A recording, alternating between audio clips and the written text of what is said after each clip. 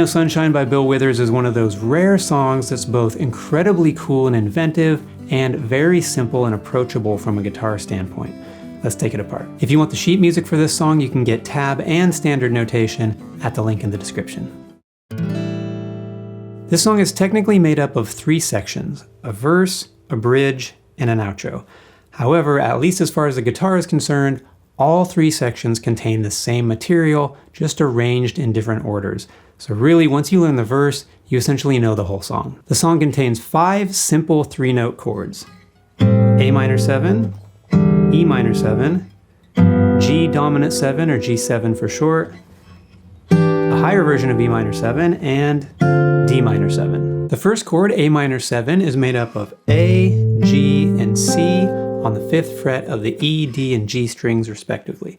That's a root, 7th, 3rd voicing, and in fact, every chord in this song has that same voicing. Root note in the bass, 7th in the middle, and 3rd on top. If you don't know what I'm talking about, the voicing of a chord just refers to what order the notes are in from low to high. For example, we could take this A minor 7 chord and move the C down an octave, and that would give us a different voicing of the chord. So it's still the same 3 notes, A, G, and C, but since we changed the voicing, it's going to sound a little different. It's helpful to understand the voicings you're playing because that gives you some insight into why the chords sound the way they do. The second chord is E minor 7, and this is the easiest one of them all, just open E, open D, and open G. Chord number 3 is G7, and for this one we're on the 3rd fret of the E and D strings and the 4th fret of the G string. So that gives us G, F, and B. There are a few ways you could finger this, but I think the easiest is probably 1st finger, 2nd finger, 4th finger. The next chord is another E minor 7, an octave higher than our first one. So our E is going to move up to the 7th fret of the A string, D moves up to the 7th fret of the G string, and G moves up to the 8th fret of the B string. Our last chord is going to be this same shape, just moved down 2 frets. That gives us a D minor 7, because we're just taking our E minor 7 shape and moving everything down a whole step. So we have D, C, and F. So all 5 chords one more time: A minor 7, E minor 7, G7, higher version of E minor 7, and D minor 7. Since we're in the key of A minor, we'd call that a 1, 5, 7, 5, 4 progression. Using numbers to describe chords is helpful because the numbers describe the role each chord plays in the key. 1 chords have a certain sound, 5 chords have a certain sound, 7 chords have a certain sound. Each chord has a particular character that comes from where it fits within the key. So numbers are much more descriptive of how a chord progression sounds than the letter names are. Our finger picking pattern is going to be exactly the same on every single chord, with one small exception, which we'll get to later. The pattern is thumb on the root note, then index and middle on the higher 2 strings, then grab all 3 strings to stop them from ringing. And that's it. That's the whole pattern. So a little faster.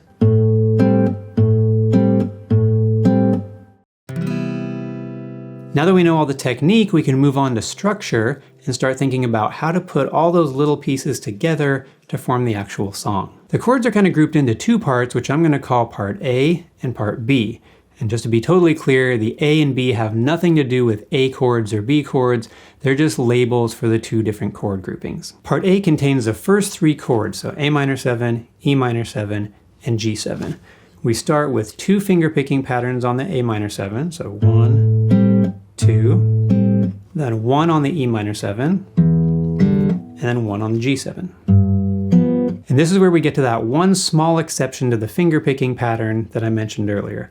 After those 3 chords, we go back to the A minor 7 and almost do another finger picking pattern, but this time instead of grabbing the strings at the end of the pattern to mute the notes, we just let them ring. And that's part A, so here's that part with counting so you can get a feel for how it all comes together rhythmically. 1 and 2 and 3 and 4 and 1 and 2 and 3 and 4 and. Part B, as you may have guessed, is where we play the other two chords. So we start up here on our high E minor 7, and we're going to do 4 fingerpicking patterns on this chord. 1, 2, 3, 4. Then we move to our D minor 7 and do 4 patterns on this chord. 1, 2, 3, 4. And that's part B. So with counting, part B sounds like this. 1 and 2 and 3 and 4 and 1 and 2 and 3 and 4 and... As I mentioned earlier, all 3 sections of the song use the same material, just arranged in different orders. To play the verse, we do part A twice, then part B once, then part A one more time.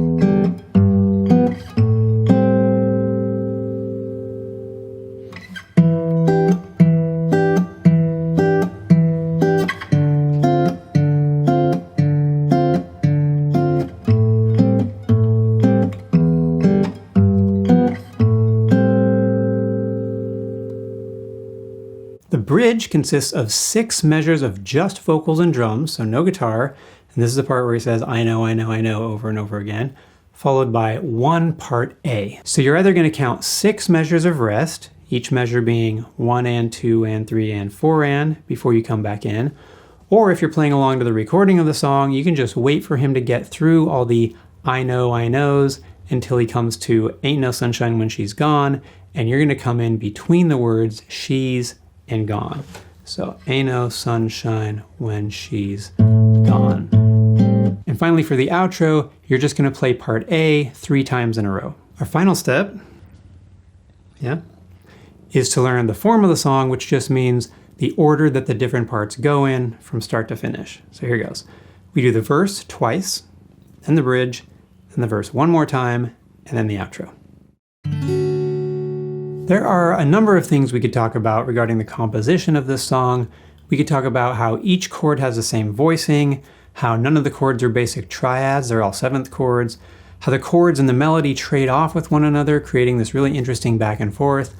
But to me, the most striking thing about this song compositionally is the bridge. I know that might sound kind of silly to some people because we're barely playing anything on the bridge, but that's kind of the whole point. It's such an unusual choice to write a bridge where everything drops out except the drums and this repeating vocal phrase, I know, I know, I know, I know. First off, just musically, the vocal phrase is 3/16 notes long. I know, I know, I know. So he's repeating this phrase that doesn't rhythmically line up with the 4 beat measures of the song, which creates this really unsettling feeling of not being able to tell exactly where you are within the bridge. And then lyrically, he's saying, I know, over and over again. Now, of course, I don't know what was in Bill Withers' mind when he wrote this song, but my interpretation is that our protagonist is stuck at home without his girl, and he's kind of spiraling. He's obsessing, and he knows this relationship isn't good for him. I know, I know, I know, but he can't help himself because being without her brings him to such a dark place. It's a really great example of a lyric and a musical idea working together to perfectly communicate an emotion. Real quick, thank you so much for watching. If you enjoyed the video, please give it a like and subscribe to the channel. Now on to the demos.